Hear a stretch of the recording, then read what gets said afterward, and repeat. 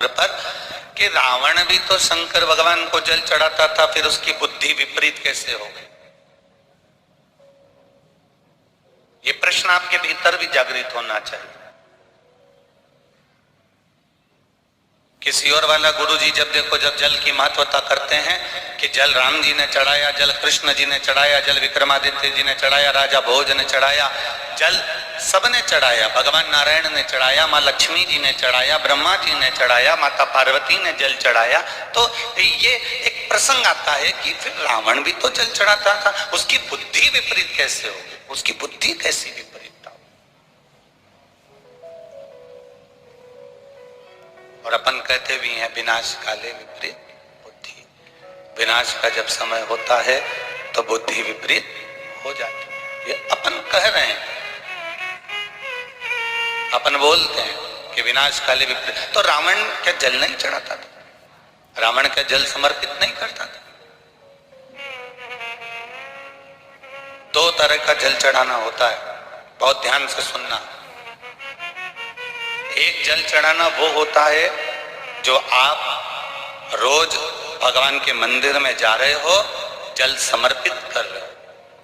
और दूसरा जल चढ़ाना वो होता है कि चार माताएं जब जल चढ़ाने जाती हैं तब अपना मन कर जाता है कि जल चढ़ा दो। चार लोग जा रही हैं तो अपन भी चल चलो। या कोई बीमार पड़ गया, कोई दुखी हो गया, कोई कष्ट में आ गया तो मंदिर याद आ गया। जल चढ़ाना या फिर कुछ कामना हमारे भीतर है तो हमने जल चढ़ा दिया, कामना पूरी हो गई, जल चढ़ाना बंद कर दिया, हमारा कार्य पूरा हो गया और जल चढ़ाना हमने बंद कर दिया। बस रावण इसी सोच का था। जब उसको वर चाहिए था, जब उसको बहुत कुछ प्राप्त करना था, जब उसको बहुत कुछ चाहिए था, तब रावण जल चढ़ाने का काम करता था।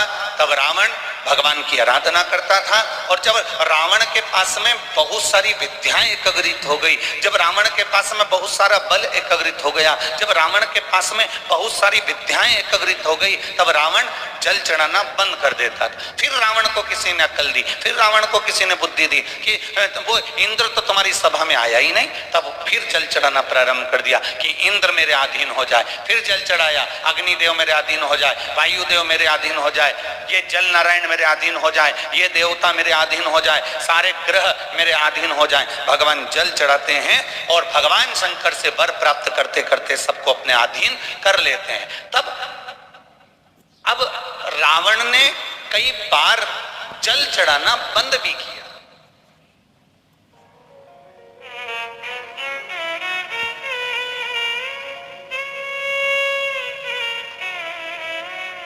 मांगने के लिए हमने भगवान की आराधना कर ली, मांगने के लिए हमने बहुत कुछ आराधना करी, पर उसके बाद जब हमारा कार्य सिद्ध हो गया तो हमने भगवान का द्वार छोड़ दिया।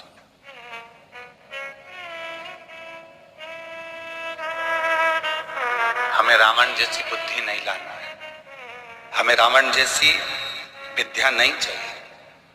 हमें तो भगवान राम जैसी विद्या चाहिए, हमें भगवान कृष्ण जैसा बल चाहिए, हमें भगवान विक्रमादित्य जैसी बुद्धि चाहिए, हमें राजा भोज जैसी बुद्धि चाहिए, हमें रामकृष्ण परमहंस जैसी, नामदेव जी जैसी, तुकाराम जी जैसी, मीराबाई जैसी, नरसिंह मेहता जैसी, तुकाराम जी जैसी ऐसी बुद्धि हमारे भीतर चाहिए। हमें वो बुद्धि नहीं कि थोड़े दिन तक वो कार्य करा, थोड़े दिन के बाद में हमने बंद कर दिया। 3 महीने हम मंदिर गए, 3 महीने के बाद हमने बंद कर दिया। 4 महीने हम मंदिर गए, 4 महीने के बाद हमने बंद कर दिया। ऐसी विवेकता, ऐसी बुद्धि, ऐसा चित्त हमको नहीं चाहिए।